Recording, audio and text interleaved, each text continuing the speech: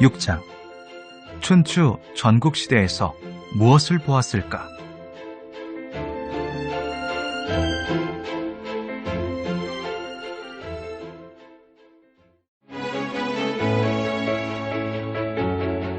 춘추 전국시대.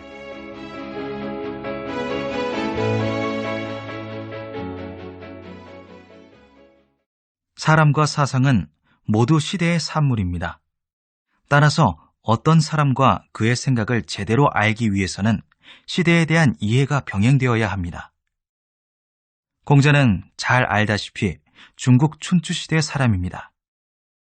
천자의 나라인 주나라 왕실이 쇠락하고 제후국들이 다투어 서로 경쟁하고 전쟁을 벌이던 혼란의 시대였습니다. 본래 봄과 가을을 뜻하는 춘추는 군웅할거나 전쟁과는 관련이 없는 말입니다.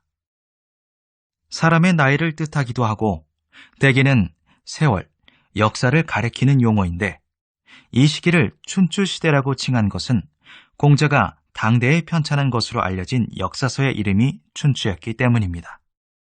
춘추시대는 주나라 왕실의 권위가 1차로 땅에 떨어진 기원전 770년경 시작합니다. 주나라 이왕이 서용의 침공으로 수도 부근에서 죽고 그 뒤를 이은 평왕이 동쪽 나급으로 천도한 것입니다. 그전을 서주시대, 이후를 동주시대라 부르는데 하여간 주왕실의 체면이 크게 손상되었습니다. 이렇게 시작한 춘추시대는 전국시대가 개막한 403년경 막을 내립니다. 이때 주나라 왕실은 또 한 번 치욕을 겪는데 명목분인 주나라 친자가 진나라 3대부의 하극상을 용인하여 이들을 제후로 승급하고 나라의 3분할을 공인한 것입니다. 이 사건은 주왕실의 권위뿐 아니라 봉건질서와 신분체계가 전면적으로 붕괴되기 시작했다는 것을 상징적으로 보여주는 사건입니다. 정치사적으로 매우 중요한 사건이어서 유명한 사마광의 자치통감도 바로 이 지점에서 시작됩니다. 주 위어랑 23년, 처음으로 진의 대부인 위사, 조적, 한건을 제후로 삼았다. 전국시대는 말 그대로 각 나라가 서로 왕을 칭하며 죽기 살기로 전쟁을 벌이던 시대였고 기원전 403년에 시작되어 기원전 221년 진시황이 중국을 최초로 통일할 때까지 계속됩니다. 춘추시대와 전국시대는 주나라 봉건질서가 붕괴하고 군웅이 할거하던 시대라는 점에서 본질적인 차이가 있는 것은 아닙니다. 그러나 제후국들이 형식적으로나마 주왕실을 받들고 주나라의 질서를 지키는 신용이라도 한 것이 춘추시대라면 전국시대에는 아예 서로 왕을 칭하며 노골적으로 천하의 패권을 추구하였다는 점에서 다른 점이 있습니다. 전쟁의 양상도 춘추시대가 명분을 위한 전쟁, 단기전이었다면 전국시대는 토지와 인민을 빼앗고 겸병하기 위한 사륙전쟁, 장기전이었습니다. 전쟁의 수단도 점차 바뀌어 춘추시대가 주로 전차전이었다면 전국시대는 보병, 기병이 중심이었습니다. 춘추 전국시대를 다룬 책들에서 천승의 나라, 만승의 군주하는 말들이 많이 등장하는데 이때의 승이 바로 전차입니다. 공자의 해법.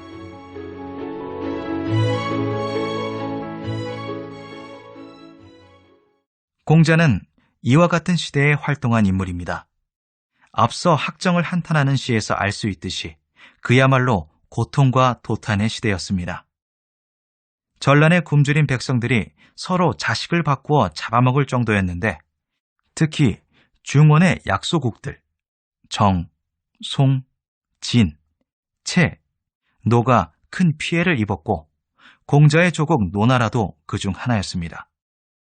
당연히 어떻게 하면 계속되는 전쟁의 참화와 민생의 피폐를 막고 혼란을 종식할 것인가 고민하지 않을 수 없었습니다. 그러한 고민은 비단 공자뿐 아니라 동시대를 사는 대다수의 사람들이 피할 수 없는 실존적 문제의식이었고 특히 약소국 출신의 공자에게는 더욱 절박한 과제였습니다. 공자는 그 해법을 주나라의 봉건체제와 신분질서의 재건에서 찾았습니다. 주례로의 복귀를 자신의 정치적 이상이자 사명으로 삼은 것입니다. 공자를 정치 노선에 있어 보수주의자로 보는 중요한 이유가 여기에 있습니다. 그는 계시편에서 다음과 같이 말합니다. 천하에 도가 있으면 예약과 정벌이 천자에게서 나오고 천하에 도가 없으면 예약과 정벌이 제후에게서 나온다. 제후에게서 나오면 대개 10대 안에 잃지 않는 일이 드물며 대부에게서 나오면 5대 안에 잃지 않는 일이 드물며 가신이 국명을 쥐면 3대 안에 잃지 않는 일이 드물다. 천하에 도가 있으면 정치가 대부에게 있지 않고 천하에 도가 있으면 서인들이 논하지 않는다. 이것이 진정 공자의 말인지 의심하는 사람도 있고 법가의 영향을 받은 위작이라고 보는 사람도 있습니다. 신분이 아닌 능력을 강조하고 학식과 덕망을 갖춘 자에 의한 통치를 염원한 공자의 평소지론과 다르기 때문입니다. 그러나 성인이라고 하여 현실 정치적 판단이 반드시 옳은 것은 아니며 공자가 봉건적 신분질서 그 자체를 부정하거나 전복하려 하지 않았다는 것도 분명한 사실입니다. 한편에선 구질서의 복구가 아니라 이를 대체할 새로운 질서를 모색하고 부국 강병층을 찾는 새로운 세력이 등장하는데 관중, 자산, 이회, 순자, 신도, 신불해, 상항, 오기, 한비자, 이사와 같은 현실주의 정치가와 법가들이 그들입니다. 그 밖에도 모든 인위적 제도, 노력을 갈등의 원인으로 파악하고 무의자연과 무분별, 안빈낙도를 주장하는 도가가 탄생하였고 겸해야 반전, 허례의식의 배격을 주장하는 묵가도 등장하였습니다. 같은 상황을 놓고 해법이 서로 다른 여러 세력이 우후죽순처럼 나타난 것입니다. 그리하여 춘추 전국시대는 현실의 전쟁뿐 아니라 사상과 문화의 전투가 끊이지 않는 제자백가의 시대, 백가쟁명의 시대가 되었습니다. 같은 상황을 놓고 해법이 서로 다른 여러 세력이 우후죽순처럼 나타난 것입니다. 공자는 주나라는 하나라와 은나라 두 왕조를 계승하여 그 문화가 매우 찬란했다. 나는 주나라를 따르겠다. 8일편이라고 했는데 그렇다면 공자가 돌아가려는 주나라는 대체 어떤 토대 위에 세워진 나라였을까요?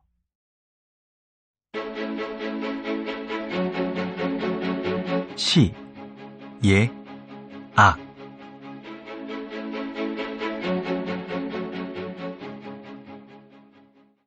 공자는 예술적 소양, 그 중에서도 음악에 대한 이해가 깊었던 인물입니다. 공자가 편찬한 것으로 알려진 시경도 실은 당시까지 전해지던 각종 노래의 가사를 모은 것입니다. 공자는 고기를 좋아하고 많이 먹는 향당편, 공자는 고기를 좋아하고 많이 먹는 사람이었지만 제 나라에 있을 때 순임금을 찬양하는 곡인 소를 듣고 석 달 동안 고기 맛을 잊어버렸습니다. 자제 제문소, 3월 부지육미, 수리편. 순임금을 기리는 소는 미와 선을 다 갖추었으나 무왕을 기리는 무는 미는 갖추었으나 선은 갖추지 못했다. 8일편이라고 논평하기도 하였습니다. 나아가 단지 듣고 논평하는 단계를 넘어 음악을 고치고 바로잡기까지 하였습니다. 내가 위나라에서 노나라로 돌아온 뒤로 음악이 바로잡히고 아와 송이 각각 제자리를 찾았다. 자한편. 아는 조정에서 쓰이던 노래이고 송은 종묘에서 제사 지낼 때 연주되는 음악이며 풍은 민요입니다. 그렇다면 공자는 왜 그토록 음악에 몰두하고 그것에 의미를 두었던 것일까요? 순전히 개인의 취향일까요? 공자의 다음과 같은 말에서 그 힌트를 얻을 수 있습니다. 시로 일어나 예로 서며 악으로 완성한다. 흥어시 이벌에 성어라. 태백편. 무슨 뜻일까요? 시와 예와 악이 어떤 순서나 단계를 표현하고 있다는데 착안할 필요가 있습니다. 이를 공부하는 순서, 수기의 순서로 보게 되면 시로 바탕을 삼고 예로서 외면과 행동을 규제할 뿐 아니라 악으로 내면과 정신을 순화해야 전인적 인격에 도달한다는 뜻이 됩니다. 이를 치국하는 순서, 안인의 순서로 보면 시를 통해 풍속과 민심을 알고 예를 세워 질서를 유지하며 악으로 통합해야 치국이 완성된다는 뜻입니다. 그러나 공부와 치국, 수기와 안인이 서로 연관되어 있고 결국 둘이 아닌 하나임을 생각하면 공부의 순서가 곧 치국의 순서이고 안인의 순서가 곧 수기의 순서라 할 수 있습니다. 공자가 악을 인격적 혹은 사회적 완성의 필수적이고 최종적 요소로 보았다는 것입니다.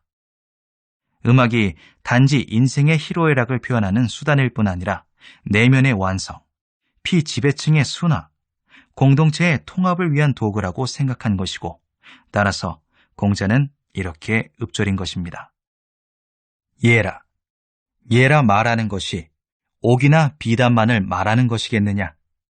악이라, 악이라 말하는 것이 종이나 북만을 말하는 것이겠느냐? 양화편.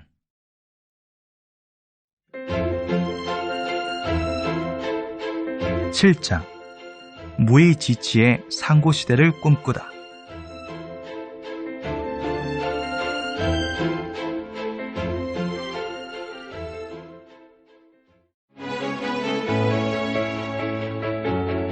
상고시대 개관.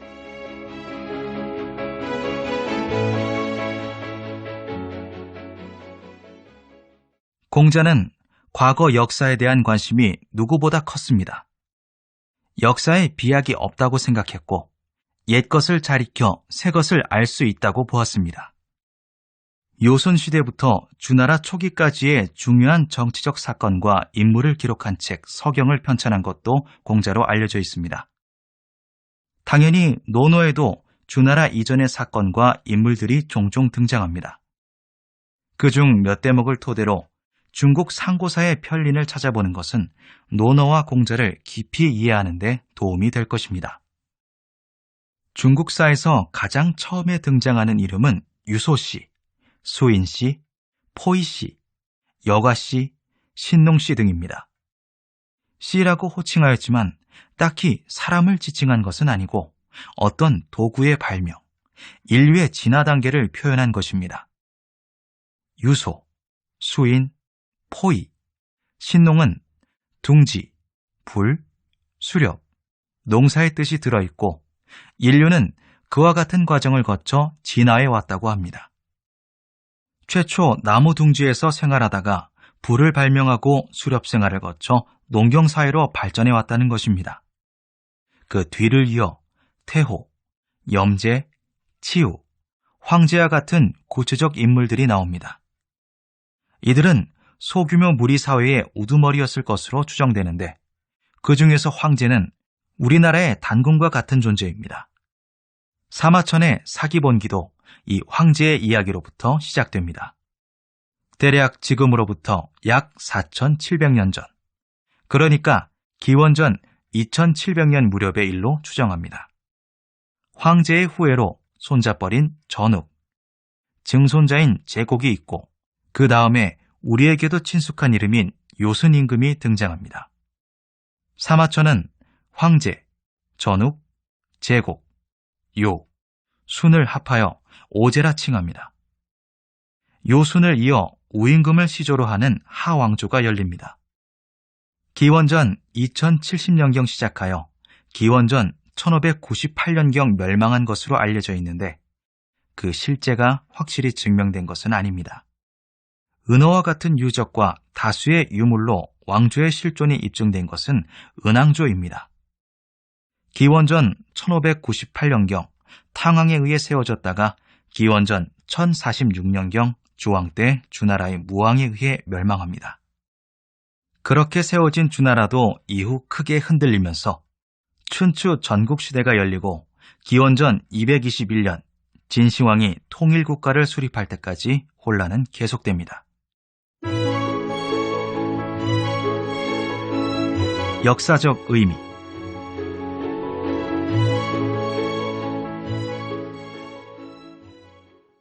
그렇다면 공자가 말한 요순의 무의지치가 갖는 실제 역사적 의미는 무엇일까요?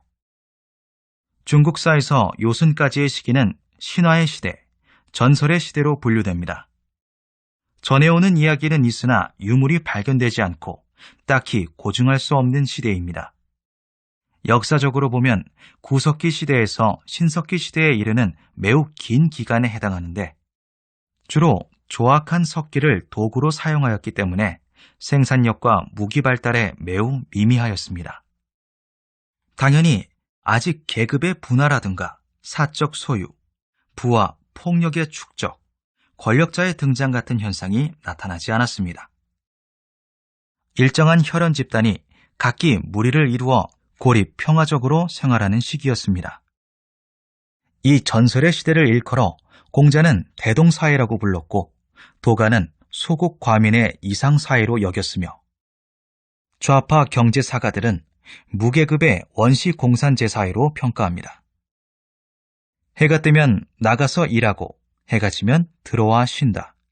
제왕의 권력이 나에게 무슨 상관이겠는가. 일출이작, 일입이식, 재력어와 하유제 이라고 노래하던 시절입니다. 공자가 말한 순임금의 무의지치는 실은 계급도, 권력도, 형벌도 없던 시대를 상징적으로 표현한 것입니다. 성왕의 뛰어난 정치라기보다 고립 평화적인 소규모 씨족 공동체 사회였다는 것을 반증하는 것입니다. 대동사회에서 소강사회로.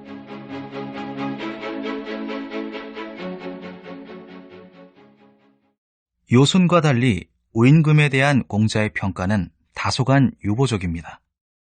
공자는 태백편에서 다음과 같이 말합니다. 우임금에 대해서는 나로서는 비난할 데가 없다. 자기는 음식을 형편없이 먹으면서 귀신에게는 정성을 다하여 제물을 올렸고 평소에 옷은 허름한 것을 입으면서 제사 때 예복은 아름답게 하였고 거처하는 궁실은 허술하게 하면서도 농사지는 보또랑을 내는 데는 힘을 다했다. 우임금에 대해서는 나로서는 비난할 데가 없다. 공자는 왜 우임금에 대해 굳이 비난할 데가 없다, 무간연이라고 표현한 것일까요? 간연이란 지적하여 비난하다는 뜻입니다. 바로 선양의 전통이 깨졌기 때문입니다. 요순의 선양의 전통은 우임금에 이르러 드디어 깨집니다. 우가 고령이 되자 시족 연맹체에서는 관례대로 후임자의 선출을 논의하는데 1차로 고유가 추천되었고 고유가 죽은 뒤에는 다시 그의 아들 백익이 후임자로 추천되었습니다. 그러나 우는 전임자들과 달리 암묵적으로 자신의 아들인 계가 뒤를 잇도록 도모하였고 그 결과 점차로 세력을 획득한 계는 백익을 죽이고 스스로 임금의 자리에 오르게 됩니다. 이렇게 하여 우를 시조로 하는 하왕조가 열립니다. 우와 계의 권력 상속은 어찌 보면 임금의 자리가 아버지에서 아들로 넘어간 단순한 사건으로 볼 수도 있지만 그 역사적 의미는 남다릅니다. 이제 천하가 만인의 것에서 특정 집안의 것으로 바뀐 것입니다. 하나라 건국 이전을 대동시대, 하의 건국 이후를 소강시대라 달리 부르는 이유도 그 때문입니다. 시대가 근본적으로 바뀌었다고 보는 것인데 전체를 위한 사회가 한 사람을 위한 사회가 되었다는 것입니다. 이 시대는 청동기 시대의 개막과 때를 같이 하는데 청동기 시대는 동서를 막론하고 권력자의 등장, 계급의 출현, 초기 국가의 성립과 동일한 의미가 있습니다. 청동제 무기와 농기구의 사용으로 농업 생산성이 향상되고 정복전쟁이 가능해졌으며 그에 따라 부와 물리력을 수중에 장악한 권력자가 등장하고 그 지위가 세습될 수 있었던 것입니다. 요순 시대와 달리 이제 임금의 자리는 자식에게 물려줄 만한 가치가 있는 자리가 되었고 그럴 만한 힘도 가지게 된 것입니다.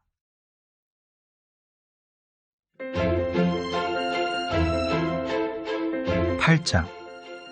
어떻게 읽어야 진실성이 담보되는가?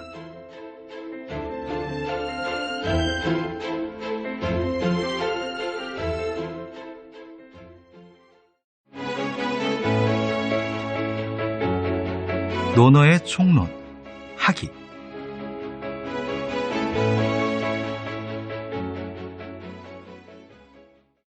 최술 같은 사람은 학이편은 논어의 총론이고 공자 사상의 요체가 들어있다고 보기도 합니다.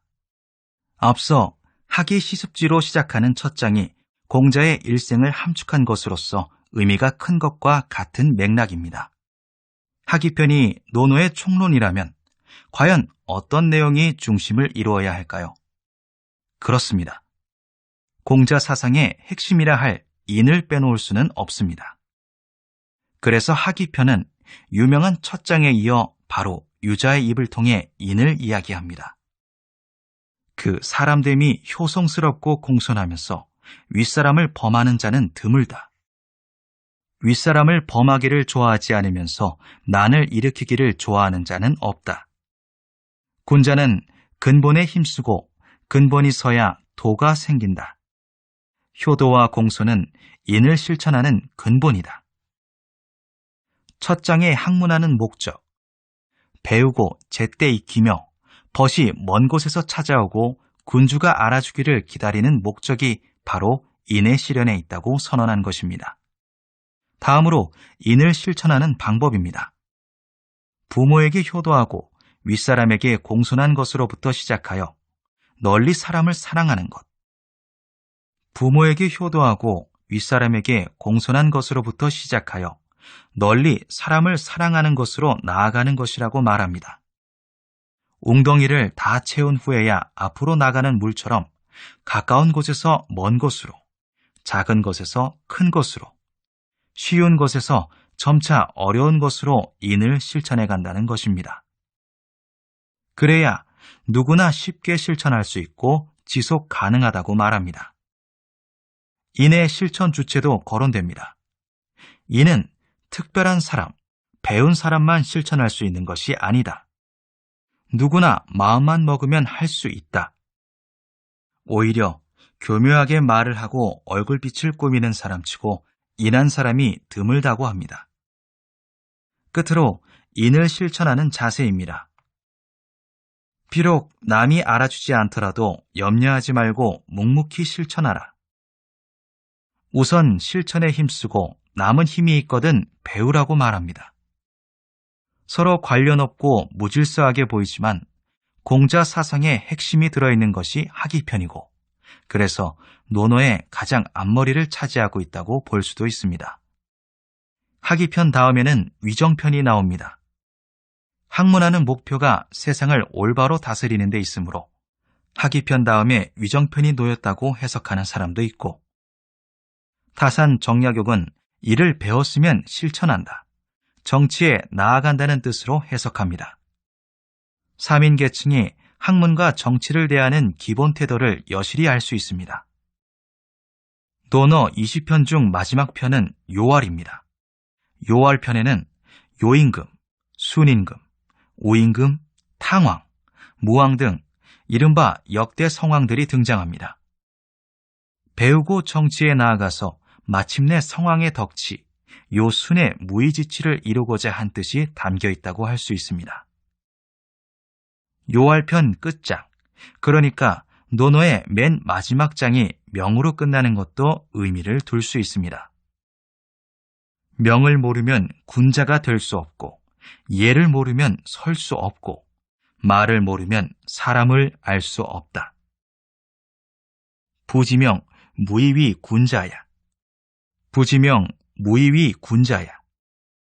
다사는 논어의 첫 편 첫 장이 학으로 시작하여 마지막 편 마지막 장이 이처럼 명으로 끝나는 것은 많이 듣고 많이 보아 마침내 천명을 깨닫는 배움을 통해 하늘의 이치를 터득하는 공자의 하악 상달의 정신을 상징한다고 보았습니다.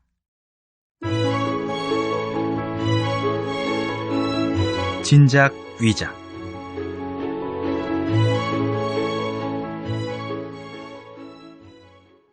논어의 각 편과 장을 진실과 거짓, 진작과 위작으로 구별하여 읽기도 합니다. 실제로 논어의 전편과 후편은 표방하는 사상, 용어, 문체 등에 있어서 차이가 있고 하나의 책이라고 보기 어려운 점도 있습니다. 죄술은 공자가 위용궁에 처인 남자를 만나보았다는 장과 공자가 공산불효나 필일의 초빙에 응하려 했다는 장을 대표적인 거짓으로 봅니다. 성인인 공자께서 설마 음란한 여자로 알려진 남자를 만나거나 반란자인 공산불효나 필일의 초빙에 응할 리가 없다는 것입니다. 공자와 양호의 만남을 허위로 분류하지 않는 이유도 마찬가지입니다. 그때는 공자가 반란자인 양호의 제안을 거절했기 때문입니다. 그러나 이는 그의 주관적인 희망일 뿐 근거가 없고 공자의 평소 태도와도 배치되는 주장입니다. 공자는 가르침의 대상에 차별을 두지 않았고 자신의 이상을 실천하기 위해 동분서주하였습니다. 풍찬노숙하며 춘추각국을 14년간이나 조유한 사람이 공자입니다. 그는 호양마을에 일개 어린아이가 찾아왔을 때도 나아감과 함께하고 물러남과 함께하지 않는다. 어찌 심하게 대하겠는가?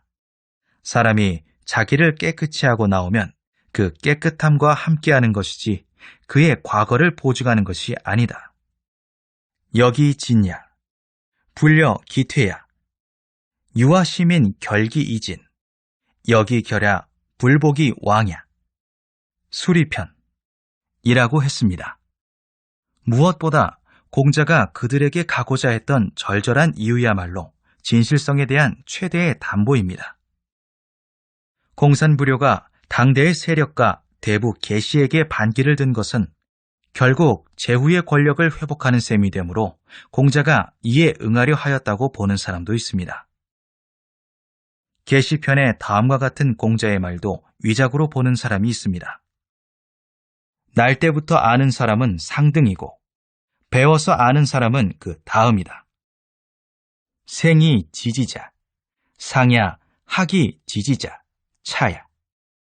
공자 스스로 나는 날 때부터 알고 있는 사람이 아니다.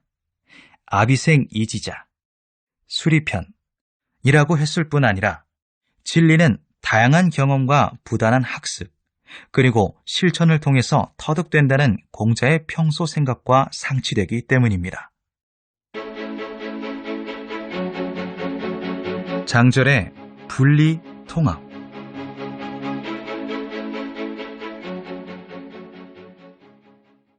논어 500장 중 어떤 장은 분리하고 어떤 장은 하나로 통합되어야 한다는 주장도 있습니다.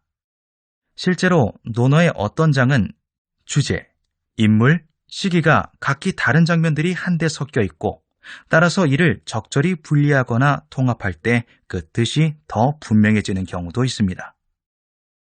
물론 그렇게 되면 20편 500장이라는 논어의 기본 구성도 바뀌게 됩니다. 예를 들어 공야장편 제1장은 공자가 자신의 딸을 공야장에게 시집 보내는 장면과 형의 딸을 남용에게 시집 보내는 장면이 포함되어 있는데 이 두 가지 행위는 그 시기가 각기 다를 뿐 아니라 공야장과 남용에게 이들을 시집 보내는 이유도 전혀 다릅니다. 또 수리편 제10장 공자와 안현, 공자와 자로의 대화는 대화의 주체, 시기, 주제가 모두 다르고 결과적으로 공문의 큰 형님이자 이인자라 할 자로를 한낱 시샘꾼 정도로 폄하하는 결과가 되어 같은 장으로 묶는 것이 부적절합니다. 그 전문을 보면 이렇습니다. 공자가 안현에게 말씀하였다. 쓰이면 행하고 버리면 숨는 것은 오직 너와 나만이 할 수 있을 것이다. 자로가 말했다. 선생님께서 3군을 통솔하신다면 누구와 함께 하시겠습니까? 공자가 말씀하였다. 맨손으로 범과 싸우고 맨몸으로 강을 건너면서도 죽어도 후회함이 없는 사람과는 함께하지 않을 것이다. 반드시 일에 임해서는 두려워하고 미리 계획해서 이루어내는 자와 함께할 것이다. 하나의 장으로 묶어놓으니 앞뒤 문맥이 잘 연결되지 않는 것이 사실이고, 따라서 안연과의 대화와 자로와의 대화를 두 개의 다른 장으로 나누어야 한다는 것입니다.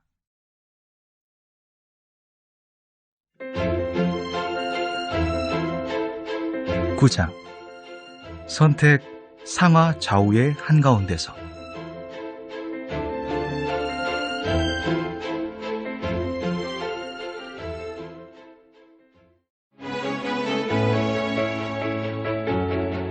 미생고 이야기.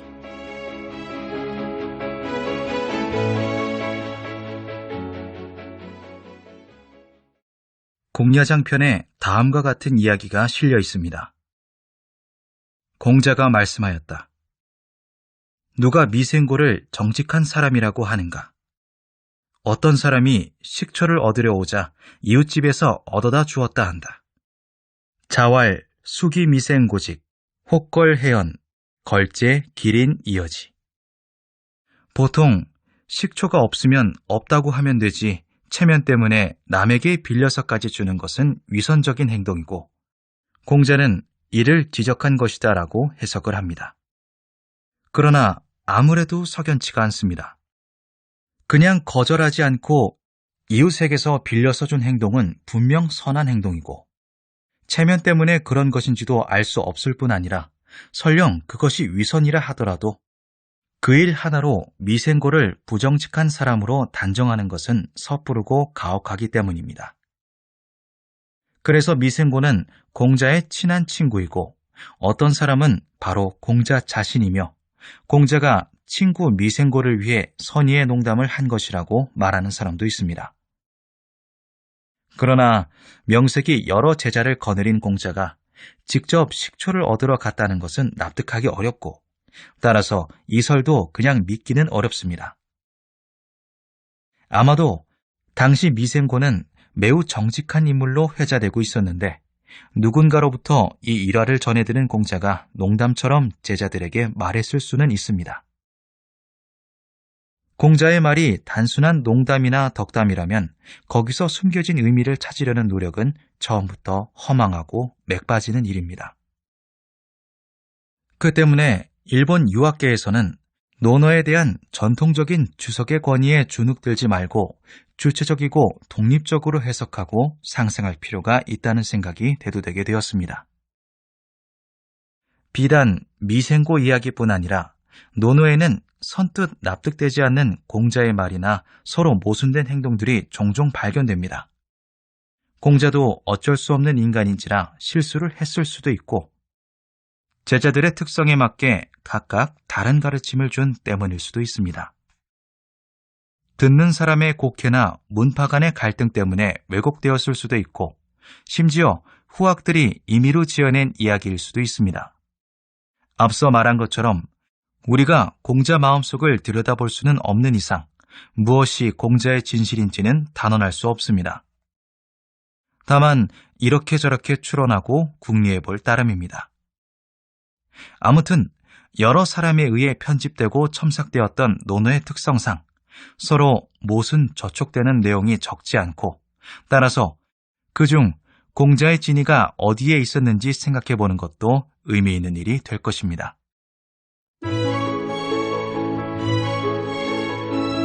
질과 문.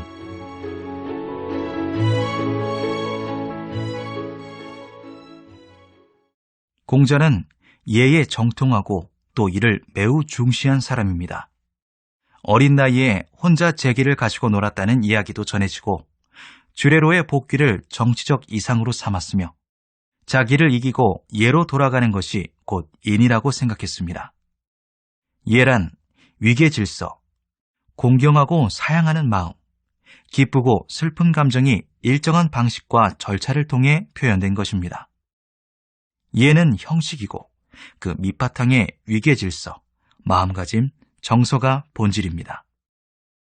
공자는 본질과 형식의 갈등을 이해하고 있었고, 실질이 형식을 압도하면 거칠고 형식이 실질을 압도하면 거칠애가 된다. 옹야편 이라고 말했으며 형식보다는 내용, 거칠애보다는 거친 것을 따르겠다고 하였습니다.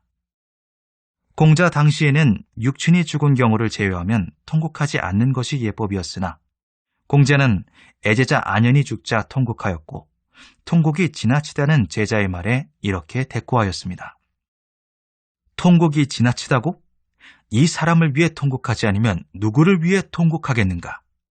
선진편 대부 이상은 수레를 타고 다녔는데 공자는 지인이 상을 당하자 수레를 끄는 말 중에서 한 마리를 떼어서 부의하도록 했습니다.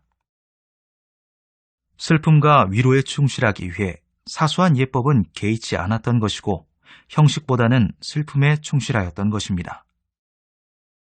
그랬던 공자가 수레를 팔아서 아들의 덧관을 마련하자는 아버지 알로의 청을 듣고는 재주가 있든 없든 역시 각기 자기 자식을 위하여 말하길 마련이요. 아들 이가 죽었을 때도 관만을 쓰고 덧판은 쓰지 않았소. 내가 걸어다니면서까지 수레를 팔아서 덧판을 마련하지 않겠소이다. 나도 대부의 뒷자리에 있는 자이므로 걸어서 다닐 수는 없소이다. 선진편 이라고 냉정하게 거절을 합니다. 주석가들은 부자의 정 때문에 예를 범하는 것을 공자가 경계한 것이라고 풀이합니다. 어쩌면 평생을 안빈낙도하며 살았던 아내의 유지를 받들고 싶었을지도 모릅니다.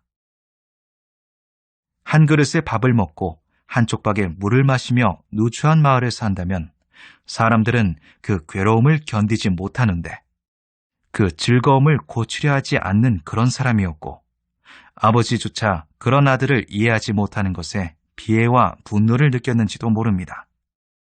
제자들이 아내를 후하게 장사 지내려 할 때도 공자는 역시 반대를 하였고 그래도 성대하게 장례를 치르자 이렇게 말하기도 하였습니다. 회는 나를 아버지같이 대했는데 나는 그를 자식같이 대하지 못했다. 그렇게 된 것은 나 때문이 아니라 너희들 때문이다. 선진편 그러나 애제자의 죽음에 통곡하면서도 장례를 후히 치르자는 말에는 예법을 들어 거절하고 또 잠시 머물던 사람의 장례에는 말을 떼어 부의를 하니 공자가 말하는 참된 예란 무엇인지 잘 납득되지 않는 것도 사실입니다. 한나라의 왕충은 성인의 말이라고 무조건 옳은 것은 아니고 잘못된 것은 잘못되었고 이상한 것은 이상한 것이라고 말해야 한다고 했습니다. 옛적에 머물던 집사람을 조문하는데 말을 떼어 부의해서 눈물만 흘리고 상응하는 예가 없는 것을 싫어했으면서 안연을 곡하기를 애통하게 했으면서도 수레를 청하자 주지 않아서 애통함에 부합되지 않았다. 어찌 눈물과 애통이 다르며 말과 수레가 다르겠는가?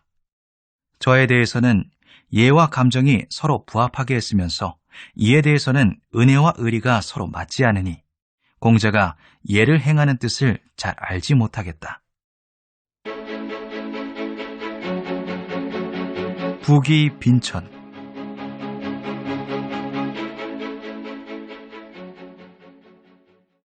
부기 빈천에 관한 공자의 다음과 같은 말도 선뜻 납득하기 어렵습니다.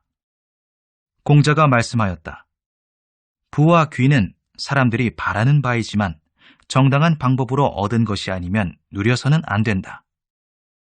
빈과 천은 사람들이 싫어하는 것이지만 부당하게 그렇게 되었다 하더라도 벗어나려 해서는 안 된다. 부역이 시인 지소욕야, 불이 기도득지, 불처야 빈여천, 시인 지소소요야, 불이 기도득지 불거야. 이인편. 앞 소절을 이해하는 데는 아무런 문제가 없습니다. 부당한 방법으로 얻은 부귀는 누리려 해서는 안 됩니다. 그러나 부당하게 빈천하게 되었다 하더라도 벗어나려 하지 말아야 한다는 것은 얼른 이해가 가지 않습니다.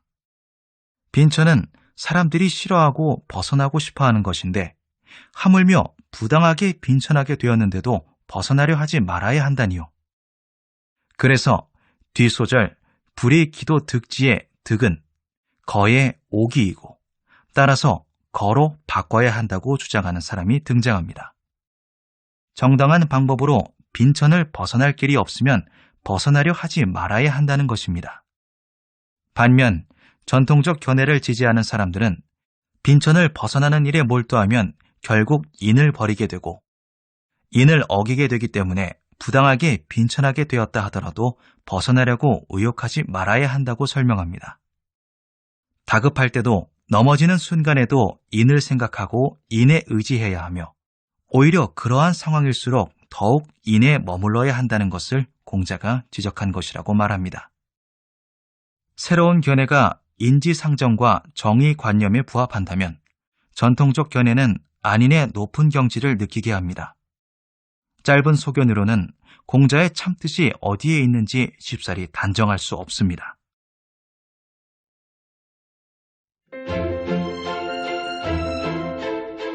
10장 사람, 하늘, 가르침, 진리, 인생.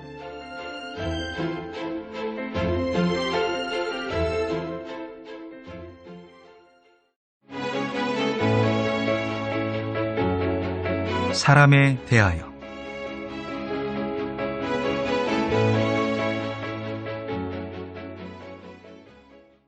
공자는 사람의 본성에 대해 직접적으로 언급하지 않았습니다. 자공도 선생님께서 사람의 본성이나 천도에 대해서 하시는 말씀은 들을 수 없었다. 공야장편이라고 말한 바 있습니다. 그는 인간의 구체적 실존에 직접 영향을 미치지 못하는 형이사학적 문제나 공리공담에 관심을 두지 않았습니다. 사실 인간의 본성이 선하든 악하든 아니면 백지와 같든 교육과 예절과 법률이 필요하다는 결론은 같습니다. 맹자는 사람에게 4가지 단서, 측은지심, 인, 수호지심, 의, 사양지심, 예, 시비지심, 지가 있지만 이는 가능성, 잠재력을 의미하므로 그것을 확충하지 못한다면 부모조차 섬기지 못한다고 하였습니다.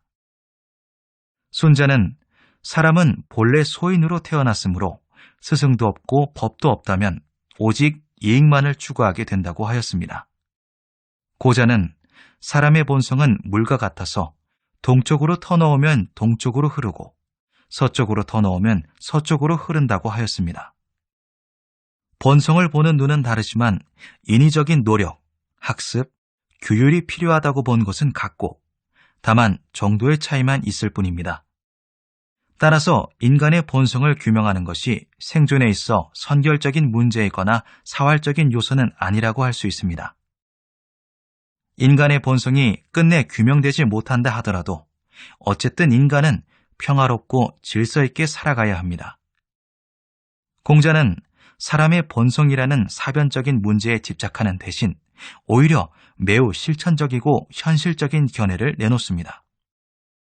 본성은 서로 가깝지만 습관에 의해 서로 멀어진다. 성상그냐, 습상원야. 양화편. 본성이 무엇인지는 모르지만 사람마다 큰 차이는 없다. 그러나 습관에 따라 사람은 하늘과 땅만큼 차이가 난다. 좋은 습관이 그만큼 중요하다. 습관이야말로 그 사람 자체이다고 말하는 것입니다. 참으로 실질적이고 탁월한 견해가 아닐 수 없습니다. 남의 이야기를 귀 기울여 듣는 경청의 습관은 타인에게 신뢰를 주고 인격을 높이며 지식도 넓히는 일석삼조의 효과가 있습니다. 처음에는 사소한 것 같지만 그러한 습관이 쌓이고 쌓이면 종국에는 그렇지 않은 사람과 하늘과 땅만큼 격차가 발생하게 됩니다. 정조는 급한 성격과 감정적인 일처리를 경계하여 하룻밤을 자고 나서 일을 처리하는 일숙 이후 신의 처사 습관을 생활화하였습니다. 그렇다면 공자는 사람의 본성에 대해서는 아무런 견해가 없었던 것일까요? 공자는 교육의 가치를 누구보다 강조한 사람입니다. 그리고 교육은 사람에 대한 신뢰, 인간의 발전 가능성에 대한 믿음에서부터 출발합니다. 따라서 공자는 근본적으로 인간의 본성이 선하다고 믿고 이를 신뢰하였다고 할 수 있습니다. 공자의 다음과 같은 말도 이를 뒷받침합니다. 인이 멀리 있겠는가?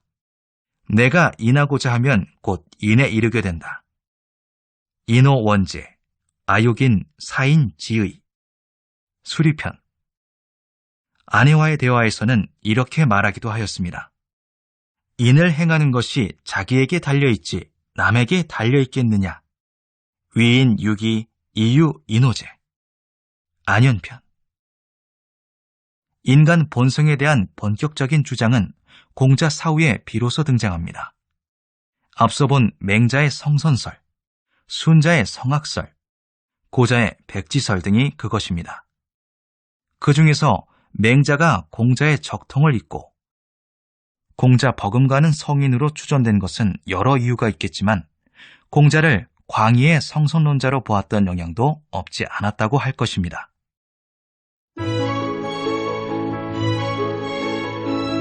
인생사에 대하여.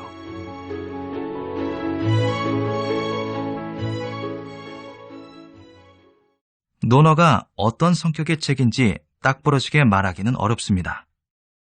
소양서, 처세서로 보는 사람도 있고 사상서, 철학서로 보는 사람도 있으며 정치학이나 윤리학의 교과서, 공무원의 지침서라고 말하는 사람도 있습니다.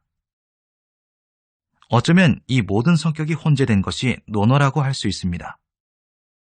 공자는 수기 안인의 목표를 두었고 그 사상적 바탕은 인과 서였습니다.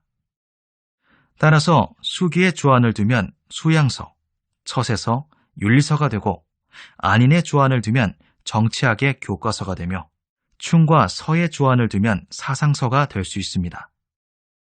마을에 노인 한 명이 있으면 학교나 도서관이 하나 있는 것과 같다는 경언이 있는데 공자는 당대의 보통 사람들보다 훨씬 장수했고 사상가, 교육자, 실천가로서 다양한 삶을 살았습니다.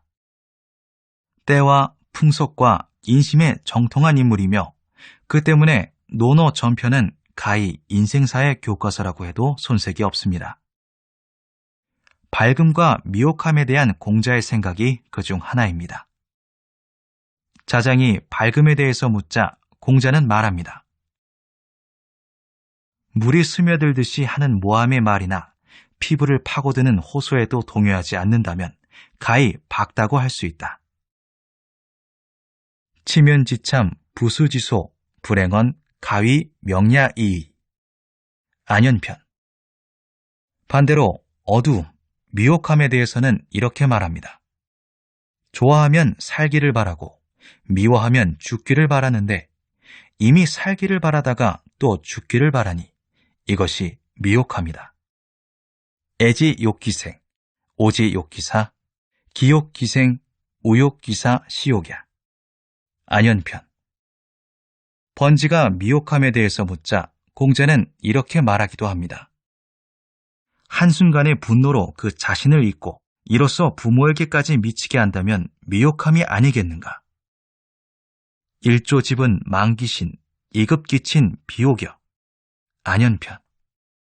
은근한 모함의 말이나 절절한 호소에도 냉정을 잃지 않고 반드시 사실 여부를 확인하고 행동한다면 비로소 명석하다고 할 만하다는 것입니다. 좋아하기 때문에 미워하고 그 미워함이 지나쳐 죽기를 바라는 것이야말로 본말이 전도된 바보 같은 짓이라고 말합니다. 순간적인 분노 때문에 이를 그르치는 것은 그 자신을 망칠 뿐만 아니라 주변 사람 모두에게도 해를 끼치는 어리석은 행동이라고 합니다. 한 구절 한 구절이 전곡을 찌르는 말이 아닐 수 없습니다. 더불어 공자가 이성에 따른 행동을 밝음으로 감정에 치우친 행동을 어두움으로 이해하고 있음도 보여주고 있습니다. 세상의 평판이나 근거 없는 비난에 고통받는 사람들에게 공자의 다음과 같은 말도 커다란 위로가 되기에 충분합니다. 자공이 물었다. 마을 사람들이 모두 그를 좋아한다면 어떻습니까? 아직 안 된다. 마을 사람들이 모두 그를 미워한다면 어떻습니까? 공자께서 말씀하였다. 아직 안 된다. 마을 사람들 중 선한 사람들이 좋아하고 선하지 않은 사람들이 미워하는 것만 못하다. 자로편.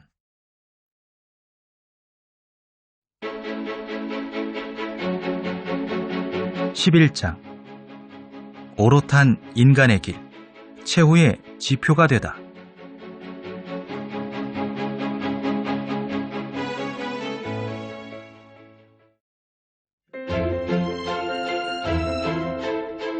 공자의 마지막.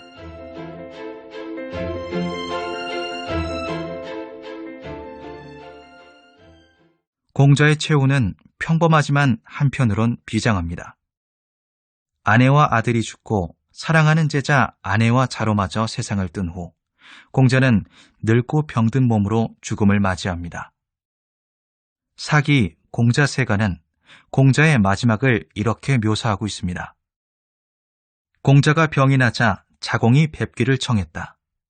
공자는 마침 지팡이에 의지하여 문 앞을 거닐고 있다가 물었다. 사야, 너는 왜 이렇게 늦게 왔느냐? 그러고는 한탄하며 노래를 불렀다. 태산이 무너지는가? 들보와 기둥이 무너지는가? 철인이 시드는가? 그러고는 눈물을 흘렸다. 그 뒤 이래 만에 세상을 떠났다. 공자의 나이 73으로 노나라 애공 16년 4월 기축일에 세상을 떠난 것이다. 맹자는 공자 사후의 황망함과 쓸쓸함도 기록하고 있습니다. 옛날에 공자께서 돌아가시자 3년이 지난 후 문인들이 모두 짐을 정리해서 장차 고향으로 돌아가려 할 적에 자공의 처소에 들어가서 읍하고 서로 마주보며 곡했는데 모두가 목이 쉰 후에 돌아갔다. 자공은 스승의 묘가 있는 곳에 다시 가서 염악을 짓고 홀로 3년을 지낸 후에 돌아갔다. 공자를 절망하게 한 것은 그의 정치적 꿈이 실현되지 못하리라는 예감 때문이었을 것입니다. 그는 주나라 봉건 질서를 복원하여 당대의 혼란을 종식하고 평화와 안정을 이룩하려고 하였습니다. 덕치와 예치를 통해 궁극적으로 요순의 성왕 정치, 무의지치를 재현하고자 하였습니다. 군자를 양성하고 인민을 교양하여 수준 높은 문화국가를 만들고자 하였습니다. 그러나 세상은 그의 뜻과는 정반대로 흘러가고 있었습니다. 춘추 각국은 부국 강병과 패도 정치에 몰두하였고 전쟁과 민생의 피폐는 더욱 심화되었습니다. 덕치가 아니라 법치가, 조화가 아니라 겸병이, 문화가 아니라 무력이 지배하는 세상이었습니다. 현실에서의 그는 분명 실패했고 좌절했습니다. 그러나 역사적으로 그는 승자가 되었습니다. 제자들을 통해 그의 사상은 길이길이 후세에 전파되었습니다. 참된 인간의 길이 관계성의 발견 확장에 있음을 깨닫고 사랑, 양보, 용서를 통해 이를 실현하고자 한 그의 생각은 더욱 널리 퍼져갔습니다. 인간의 개선 가능성을 신뢰하고 교육과 학문, 문화를 통해 인간의 발전과 사회의 진보를 동시에 이룩하려는 그의 뜻은 지금도 계속되고 있습니다. 논어의 참가치.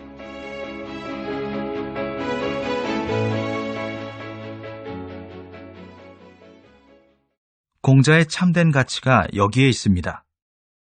그는 인간이 본격적으로 사회적 삶을 시작한 시기에 활동했고 인간의 사회적이고 윤리적인 삶을 고민하고 체계화한 거의 최초의 인물입니다. 수신과 안인이라는 두 가지 가치를 깨닫고 이의 실현을 위해 평생을 노력하였습니다. 따라서 인간이 사회적 동물로서의 생존을 지속하는 한 공자가 가진 문제의식은 여전히 가치가 있고 많은 영감과 깨달음을 줍니다. 그는 오로지 인간의 현세적 삶, 평화롭고 행복한 생존에 주목하였습니다. 종교는 개인의 취향이나 선택일 수 있어도 사회, 윤리적 삶은 필수요. 한순간도 방기할 수 없다는 점을 생각하면 공자 사상의 위대함, 그 실학성과 영속성의 원인을 알 수 있습니다. 오늘도 공자는 우리에게 말합니다. 세상에서 가장 귀한 것은 인간이고 인간의 현세적 삶이다. 세상은 나와 똑같은 사람들로 이루어져 있고 서로 존중하고 사랑하여야 한다. 효도와 공손함은 인의 근본이다. 사랑의 실천은 가까운 데서 먼 곳으로, 작은 것에서 큰 것으로 나아간다. 정치는 덕과 예로서 하는 것이다. 인간의 개선과 사회의 발전은 동시에 추구되어야 한다.